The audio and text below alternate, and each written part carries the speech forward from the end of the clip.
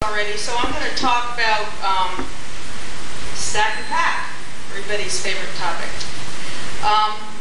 SFBay area is a 25-year plan. I call it the trifecta of top-down central planning. The Soviets only had 5-year plans. We've got 25-year plans. It's a 25-year plan. It's supposed to bring $300 billion into the area for transportation. The state, under this plan, dictates housing and type of housing, and then the region dictates land use, mass transit, and allocates the housing. The only thing the cities have a choice in is to define where they're going to put their density. And in the past, before SFBay area came into effect, the responsibility for local zoning and planning and housing element was always with the cities. The whole law change behind SFBay area, which was AB 32 and SB 375, actually came top down and said from now on, the cities have to bring their plans in compliance with SFBay area. Have you seen these signs along the freeway? Love it. Love it. Yeah, that's right. So we're going to talk about what's really behind these signs. Why did you choose to live in the Tri-Valley? You've got good schools here. You like a suburban home lifestyle. It's safe. You like the neighborhood look and feel. Well, all that's going to be changing because California declared war on suburbia. There was an article, it was in the Wall Street Journal on April 7th and 9th, and they basically said that most popular choices for housing are single-family houses, but under what's called the Sustainable Community Strategy, and that's a buzzword that you'll hear all of the planners use, Sustainable Community Strategy. When you think of that term, just think stack and pack housing, because that's a nice way of saying stack and pack housing. So under this Sustainable Community Strategies, when they finalized SFBay area, they basically said only 3% of the housing that's going to be developed over the next 25 years is going to be beyond what they call the urban fringe. 2/3 of the housing is going to be within the urban boundaries, and it's going to be multifamily housing. So the reason supposedly behind this plan is there's a concern about the environment, and everybody's concerned about the environment. But the question is, what will this plan do in terms of protecting the environment? And the answer is really nothing. Because with technology changes, we're already at the levels we were, or close to the levels we were in 1990, which was the goal of SFBay area, to stop CO2 levels. So this is a really interesting video. Mark Luce, who is the president of the Association of Bay Area Governments, was interviewed about SFBay area. And it's a little jerky, the film, but just listen to the words here. Supporters of SFBay area acknowledge the goal of lower emissions is being met without redesigning entire communities. But they say the law is also about better government. Whether it's intended or not, it may be greenhouse gases or other things that motivated SB 375, when it's resulted as a very collaborative plan between local government and the region. Opponents of SB 375 SFBay area say this is another attempt at manipulating society through social engineering. From an engineering perspective, well, yeah, that makes sense, you know, so, yeah, and so maybe it's social engineering, but it's the good kind of engineering. So there you have it. We're not going to improve CO2 levels, which is supposedly the purpose of SFBay area, but the real purpose is social engineering. That's good. It really is a transformational issue. We have regional housing numbers. These are numbers that come down to you from the state. There's a bureaucratic agency in the state of California up in Sacramento. It's HCD. Anybody heard of it? Housing and Community Development. And those guys sit up there and they say, let's see, how many people are coming to California in the next 25 years? You know, stick the finger up in the wind. They ignore all reasonable projections, which is most people are leaving the state, or a lot of people are leaving the state. So how many people are coming? what are we going to do in terms of being able to accommodate all these people that are theoretically coming in the next 25 years. So these issues are the regional housing numbers. When you hear affordable housing, think subsidized housing. It is subsidized.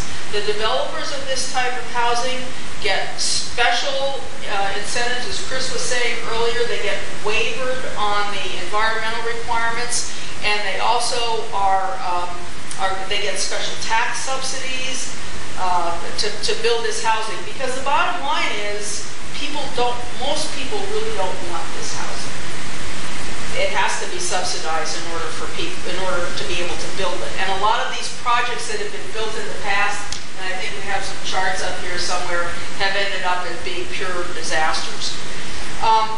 We also are in a situation where, because of the environment and the laws, we're subject to threats of lawsuits. And I don't know if you guys are aware, but Pleasanton was threatened to be sued about not having enough low-income housing. And your city council just decided that we're not going to fight it. We're just going to comply. And so now the two main protagonists in this lawsuit, Urban Habitat and Public Advocates, both of them are supporters of low-income housing projects. They're now going around to other communities in the Bay Area saying, we're going to do to you what we did to Pleasanton unless you comply. So this is really threats of lawsuits. I want to spend a couple minutes talking about regional housing needs analysis, or allocation. This is the term for it is RHNA. That's how it's pronounced. It is a government code. It's been in effect for about 30 or 40 years. The reality is, until about 2 or 3 years ago, nobody really paid attention to it. All the city had to do was say, hey, we'll build it maybe at some point in the future, and then put it in their plan, and everybody pretty much ignored it. Well, now with AB 32 and SB 375, Sustainable Community Strategies, there's going to be a lot of pressure on your local city council to actually build this stuff. And that's what you're facing when you look at all of these posters that are here. Regional housing needs allocation. This comes around on the guitar every 8 years. So even if you comply for this cycle, you're going to get hit again in another 8 years. And this happens to be the Dublin, Livermore, and Pleasanton numbers just until 2022. So they're going to be starting another cycle probably in 2018, 2020 to start embedding the next round of numbers. So these are pretty significant numbers. And if you notice, we have categories of housing that must be built. It's not just build X number of units. It's we want so many low income, so many very low income, so many moderate, and so many above moderate. So this is an unelected group of bureaucrats coming to your city council saying, this is what you're going to do. Now, that doesn't sound to me like representative government. And I think what's even more disturbing is how this stuff is calculated. So, there's a letter that was written explaining that the RHNA methodology uses a quality of life factors comparison. What does that mean? These factors include the median household income in your jurisdiction, your median home value, and your school scores. So the higher quality of life indicators signify higher levels of opportunity in a jurisdiction. And it's not fair if one jurisdiction has more opportunity than another. So we, the government, are going to level the playing field. This was in a letter, July 25th, 2011. SCS is Sustainable Community Strategies, what I told you earlier. It's their Housing Methodology Committee. This is what they did with their factors. Now, you might think I'm just making this up. So let me show you. This comes out of a document of theirs. And this happens to be Alameda County. I've got one for every county. And what it shows. The city, your income, the home value, and the test scores. And what I put in red are the highest ones, the higher ones. These areas have been targeted, if you will, because they're not fair. And this is actually, the background is my numbers, but what you see along in the white area is actually from their document. It is the RENA allocation method using SCS, Sustainable Community Strategies, alternative scenarios. And it has on each of these lines, it's a little hard to see here, but those are the cities down the side there. And then all of the income levels. And then at the end, you get over here to what is the allocation for each city. So it's a mathematical formula that they plug in. No free market. No choice of the citizens. Just some bureaucrat sitting there with a computer model telling you this is what you have to do in your town. And what's interesting is the director of MTC put out a letter on June 16th, 2011. And he basically said the proposed alternative scenarios, those are the scenarios they were evaluating as part of Plan Bay area. They decided on scenario number 2. But all of the scenarios utilize a priority development area framework. Now, what's a priority development area? A priority development area is an area that your city must identify to the region and to the state on where they're going to build the high-density housing.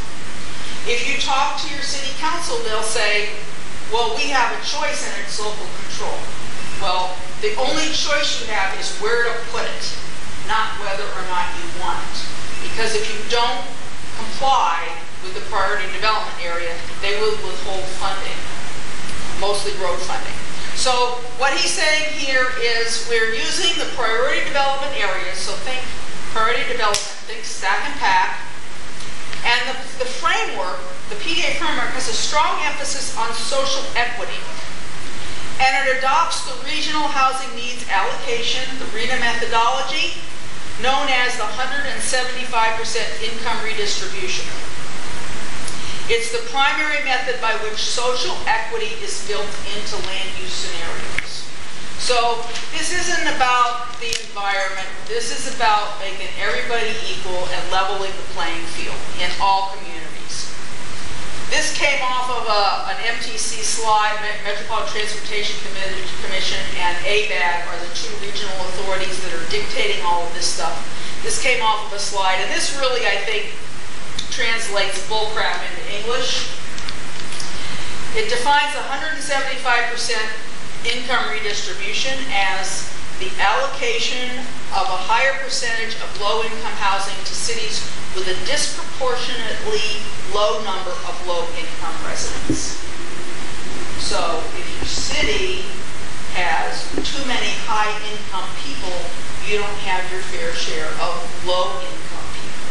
And these are the people that are going to be put in the priority development areas in your town. So you're not really going to have suburbia per se. You're going to have a lot of urbanization even in the suburban towns. You're going to have a downtown urban core. Everybody. And when you drive around the Bay Area, you know, if you're up in Napa, Sonoma, Solano, those are pretty rural communities. But they have to have stack and pack housing in their neighborhoods. Los Gatos, Saratoga, all of the really nice little towns that are very much kind of like Pleasanton, sort of look, small town, suburban kind of thing. We're all going to have a downtown center under these plans. So my esteemed colleague Chris was very articulate at one of the MTC planning meetings, and I thought his was a very interesting comment. I was born in Richmond and I live in Hayward. I oppose the Bay Area plan.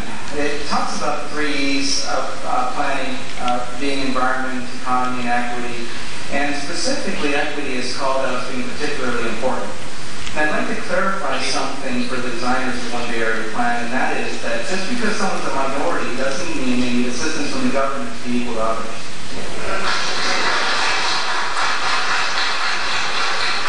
That's a racist philosophy, and it's insulting. The One Bay Area Plan also highlights the desire to put high density or multifamily homes near mass transit. And part of the justification cited is that we have growing demographics of Asian and Hispanic households. And on page 33 of the plan, you basically say brown people like to live in multifamily homes. As an Asian who looks Mexican, I'm offended twice.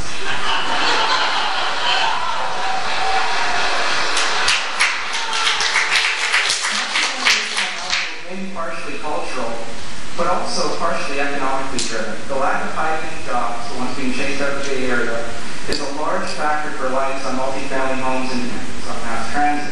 The current economy is driving more families into multi-generational housing arrangements and roommate situations. There's currently an excess inventory in the housing market, and people continue to leave the area and the state. New federal and state taxes will continue to make it difficult for these families to purchase homes here. These are all factors brought on by the difficult business climate exacerbated by excessive taxes and regulations, not just by brown people liking to band together and live in the same home or neighborhood. The plans have highlighted retail and restaurant jobs in walkable communities. These are typically low-paying entry-level jobs. It's almost as if you believe the majority of brown people want to work in restaurants and retail. You've offended me again. Especially since these jobs are statistically occupied by teenagers and middle-income families or other currently employed individuals needing additional income. They're typically not taken by members of lower-income families or people needing a single job with a lifestyle-supporting income. Not only that, the priority development areas are often in polluted, undesirable parts of town, especially in the inner cities, and this desire to put high numbers of income-disadvantaged families in unhealthy environments is criminal. The One Bay Area Plan is not going to make the minorities more equal. It's going to trap them in slums and reduce their chances to get out. Here's my request for you. If you really care about equity, please stop adding amenities to the plantation and free the workers to pursue their own version of happiness.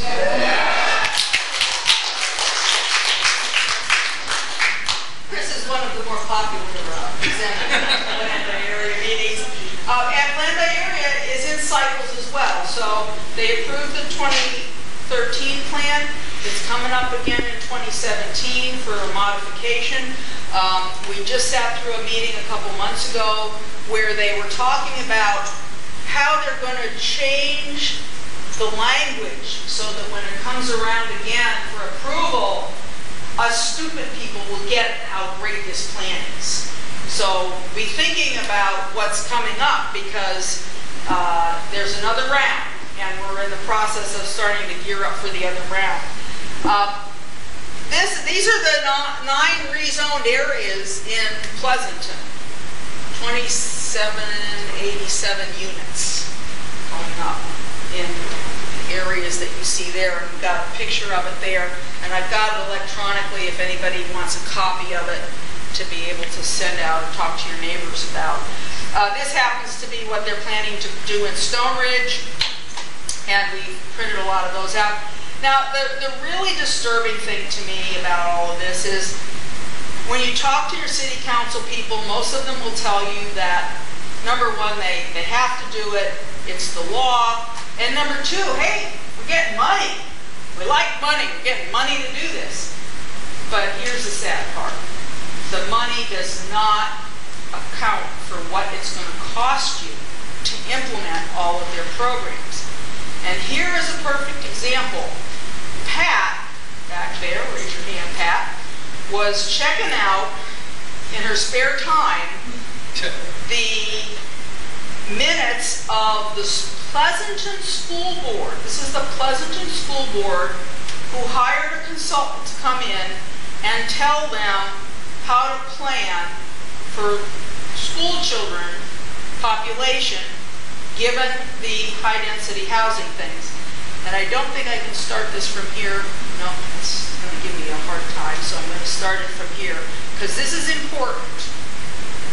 Based on information that was provided by them. So out of the Dublin Ranch area, when they did their projections to build out schools, they didn't account for the fact that a lot of, like, 2 families would move in together, or, you know, like 2 brothers, and so that they, in fact, averaged something like 2.1 kid, and then it turned out that there was like 3.8 kids because there's more kids per household that they didn't count on 2 families moving in together.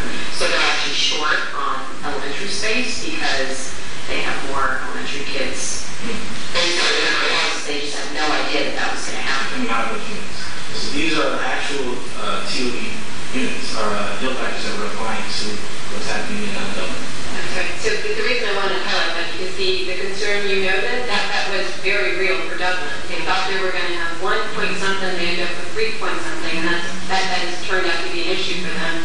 This reflects the fact that it was 3 point something that they really truly ended up with, and that's what we're working from.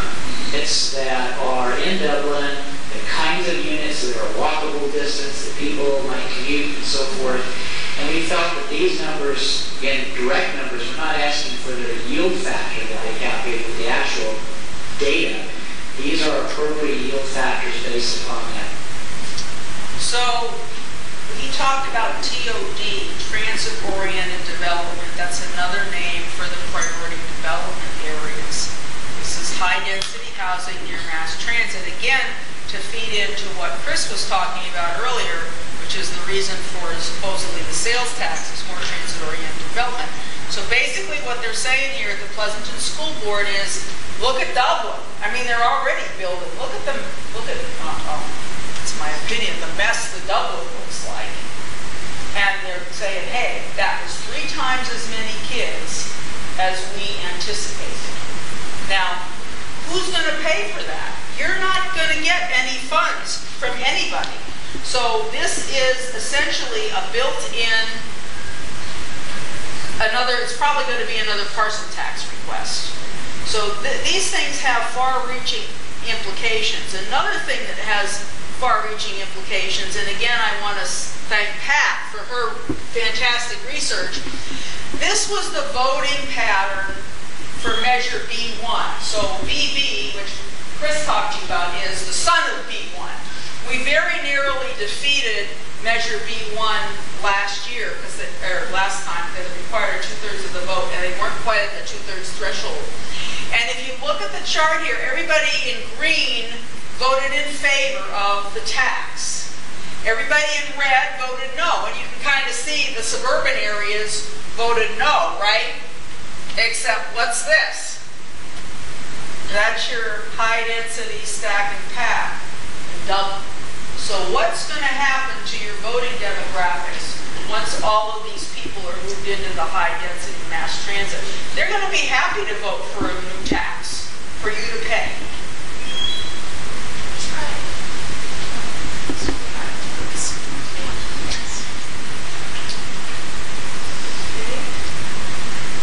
So that's ponder the implications, because the people who make these plans, probably a lot of them are well-meaning, but they don't really get the big picture.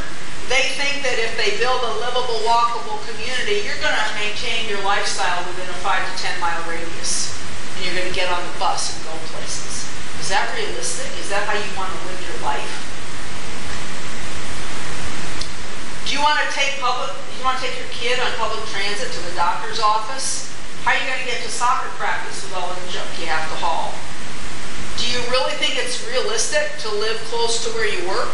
I mean, it's a great theory, but in these days of constantly changing jobs, and Chris and I and David, we're all in high tech, right? It's not like the olden days where you were in one job for 30 years. You're moving all over the place. So how realistic is that? And I really see some of the implications of this is they're going to start perhaps coming along and telling people, well, you really should give priority on a job search to somebody who lives in the area or within a certain mile radius. Is that fair? No, but that's probably going to be the reality, the implications of this stuff.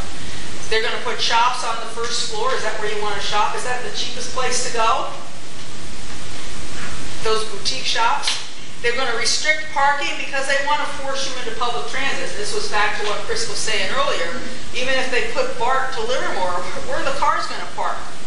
And then who pays for the increased costs of schools, fire, police, and infrastructure upgrades. There's a group in Los Gatos that made great inroads with their city council, and they did a really thorough analysis. And what they did at the city council meeting was they had about 20 of them, and they only had 3 minutes each. So they prepared a presentation that was 60 minutes long, and each person gave their 3 minutes. It was really very well done, and I got it on video if anybody wants to watch it on my YouTube channel. But they figured that just the high school costs alone were going to, because of the additional kids, were going to cost each family in Los Gatos 10 grand. So these are the hidden things that they don't talk to you about. And then what happens to the voting demographics. And I want you to know that, and we learned this the hard way, there are people out there that are showing up, they're called stakeholders, and they want this. They want you to pay for this.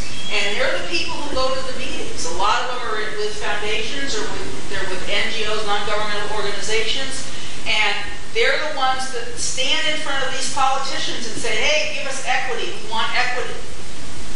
Where are the taxpayers? You're not represented. Unless you start getting involved in this, you're going to get steamrolled, is the bottom line. So the future of Pleasanton is in your hands, and the future of all the small towns in the Bay Area.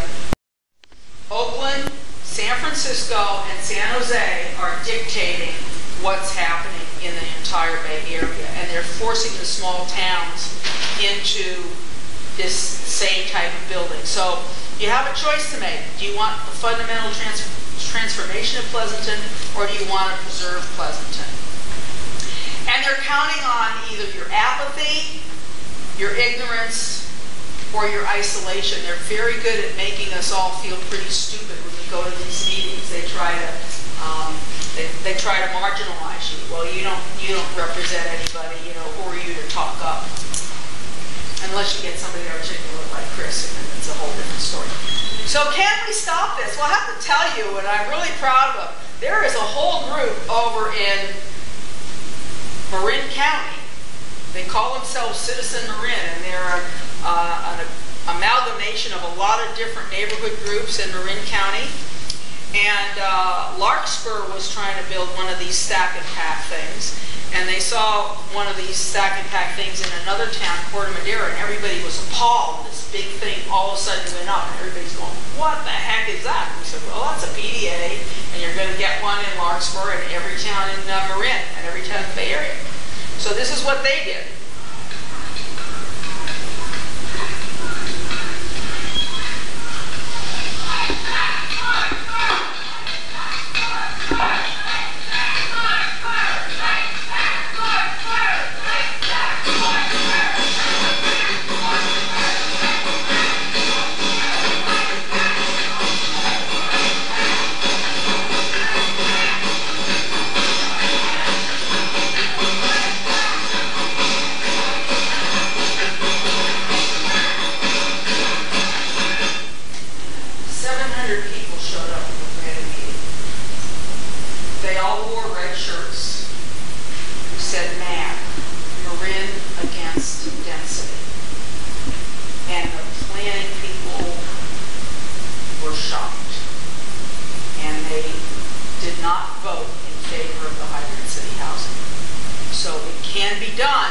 But you got to get out there and you got to start raising a big stake.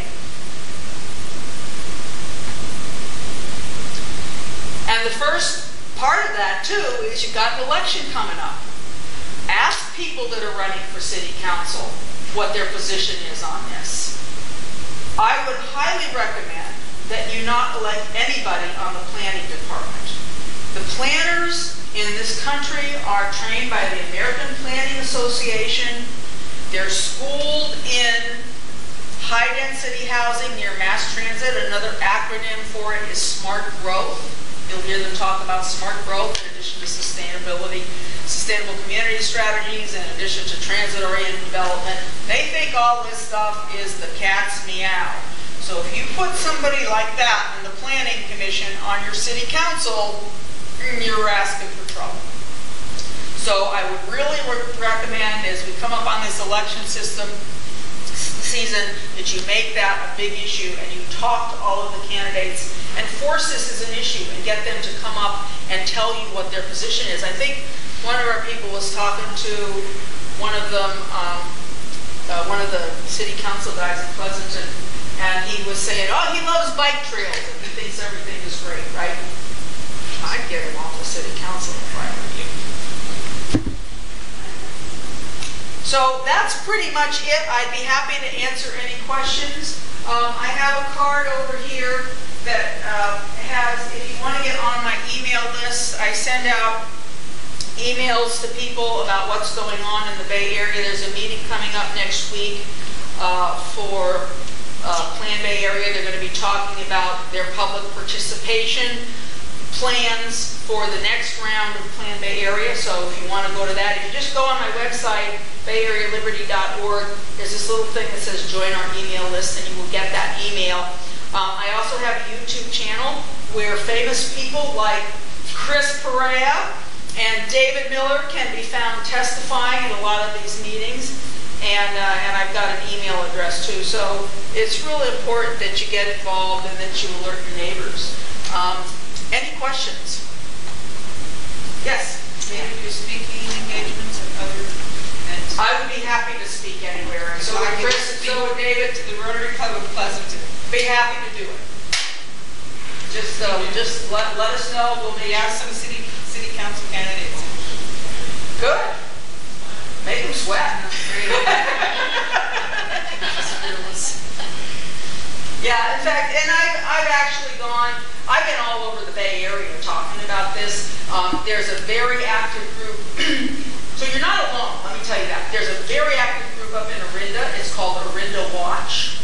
They're constantly having meetings. They actually submitted an alternative housing element to their city council because they were so upset with what the city council was doing. The Marin people are very active. Saratoga, Los Gatos are very active.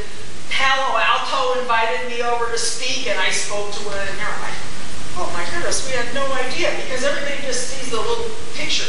You know, Menlo Park is having the same. In fact, Menlo Park was the one, because I've got a friend over there who was threatened by urban habitat. They went to the Menlo Park City Council and said, we're going to do to you what we did to Pleasanton. So Pleasanton, I mean, it set a really terrible precedent. They didn't really fight it. And you may be able to accommodate the housing now, but what are you going to do in 8 years, and another 8 years, and another 8 years? I mean, ultimately, these laws need to be repealed, but we don't have the gravitas yet as organizations to do that. But I'm hoping, like, you've got a group here now that just started out Pleasanton for smart growth. You know, those kinds of groups are really good. We can talk to housing, homeowners associations, or whatever. We're happy to help you. Yeah? Has anybody considered an initiative kind of thing that would prevent groups from suing cities like that? We've talked about doing initiatives. I don't know that we've had one that was exactly like that, but if you have some ideas, we'd like to hear it. Yeah. There is actually, I should say, I would be remiss if I didn't say, there are 2 lawsuits right now fighting Plan Bay Area.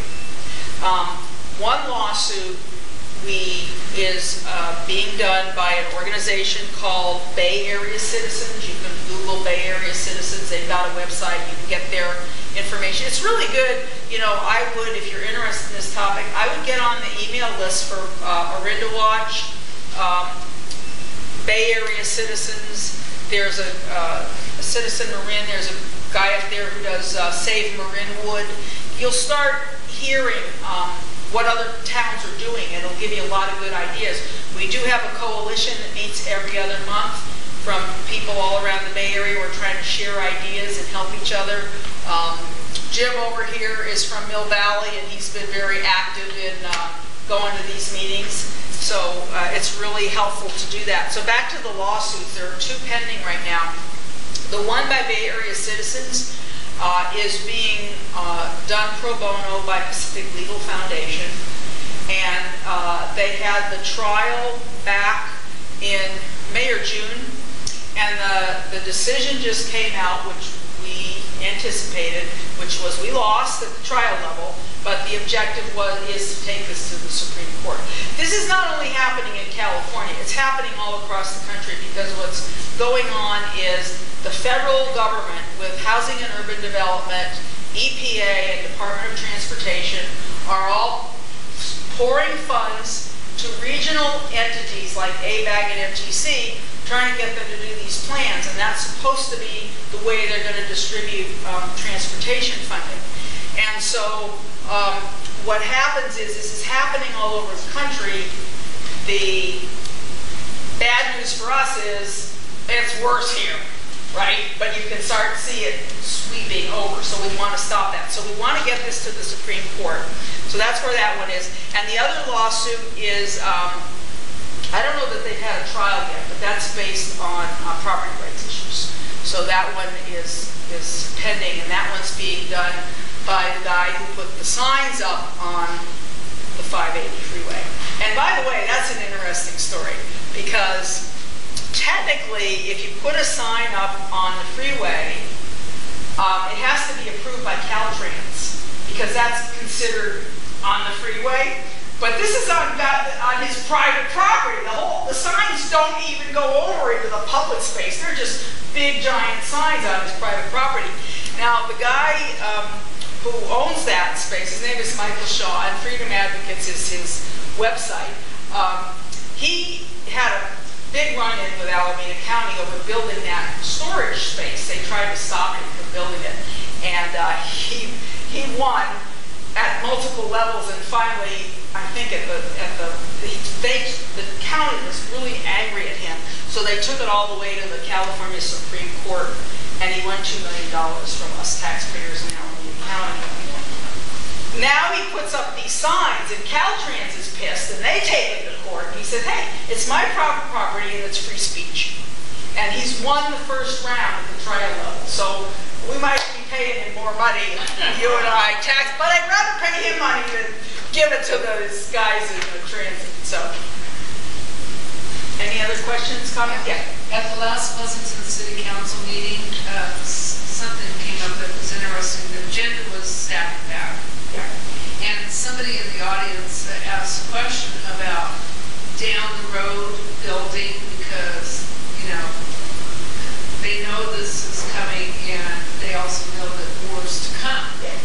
They didn't want to really address it that night, blah, blah, blah. But anyway, what they were talking about is the east side of Pleasanton by El Charro, and on that extension where Stone Ridge goes out to that big mall, Yeah. retirement center. Well, they were kind of putting around stuff. They always do. Yeah, and what they were saying was that they were going to talk to some of the homeowners out there about possibly selling their land and stuff. And I'm starting to go, people starting to look at each other, and we're going eminent domain. Yeah. That can happen. Yeah. And, you know, like you said, this is only the beginning. Yeah. And so that's already being talked about, taking people's land. I mean, they made it flowery words, but that's what they meant. And the other thing that one of the spokesmen from Marin was at that meeting, and he got up, and we weren't supposed to scream and yell or anything like that, but he You know what I would tell those public officials? Tough. well, he kind of turned around and started yelling, "Save Pleasanton," and the house went nuts, so. It was Jim. Oh, was it? From Miami.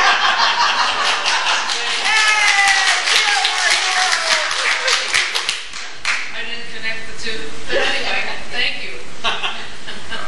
Yeah, you know, the other thing too, and I would love to talk to a bunch of realtors, because also, you know, some people do benefit from this. Their housing values go up. If there's a scarcity of housing, your value goes up.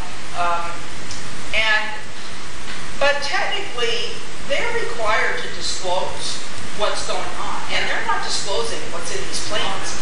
so people will buy a house, and then all of a sudden, and there's a video on my YouTube channel from Los Gatos where this lady's sitting there, is one of the people who testified in that whole long thing, and she's standing there, she's going, when we bought our house, the realtor told us that this vacant lot right next to us was possibly going to be 20 homes.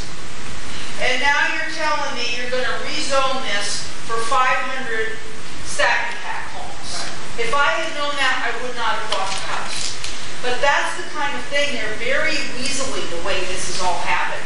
And so until we can get people out there and educated, and unfortunately we don't have access to the mainstream media to get our message out, so we're kind of doing what we can. Yeah? You mentioned the mainstream media. Do you know what Barbara Simpson is doing now? Yes. She is, there's a web streaming webcast thing called TalkPod, and she's on talkpod.com. She's got her own Facebook, and she also has a Facebook page that I started for her called Reinstate Barbara Simpson. And there's going to be a change in the radio where all the guys that have been on 960 are moving over back to KSFO. So Limbaugh, Beck, and Hannity, and all those guys are. So I'm going to reactivate that, reinstate Barbara Simpson, and say, look, you're back to being a conservative state. Let's get Barbara back on the radio. So yeah, she was the one person who had me on the radio a lot.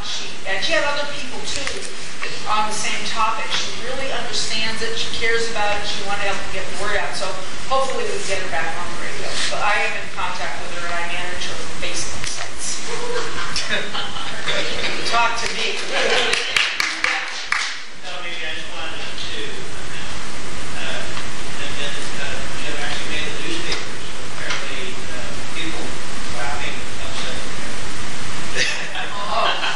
You know what I would say too? If any of you are computer inclined, there's the patch. There probably, I don't know if the Independent allows you to make comments on their thing. Get on there, man, and start commenting. Pleasanton Weekly, get on there and get your neighbors to comment, because what you hear a lot of times from the politicians is, well, everybody agrees, or most people agree, unless you're stupid, one of those stupid people that doesn't like smart growth, because who could possibly be against smart growth? It's so stupid. Yes, Pat. The other thing is we have elections coming up, and in the Pleasanton City Council, they have some people running for re-election, and I think it's real important to know that those people running for re-election, all of them voted for and are voting for staff and that. Yeah. So when we go and say, they have an election.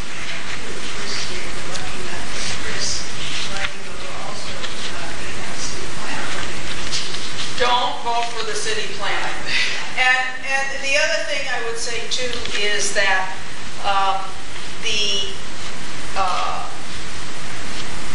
on the city councils, Jerry Thorne, for example, the mayor of Pleasanton, so there are ABAG technically consists of 2 representatives from all 101 towns in the Bay Area. But the reality is that 200 people don't show up at these meetings. They have an executive committee, which is 35 people, heavily stacked again towards San Francisco, Oakland, and San Jose. They represent like 10 of the 35 people. And Jerry Thorne sits on that board, and that man just sits there, man, with his hands in his pockets, and he doesn't object to anything. So just by default, pardon? Yeah, right. So just by default, you're getting sold out. I'd ask him what the heck he's doing on that ABAG board. Why isn't he representing you? Because they all get, these politicians all get into this thing about go along to get along sort of stuff, and that's kind of where we are right now.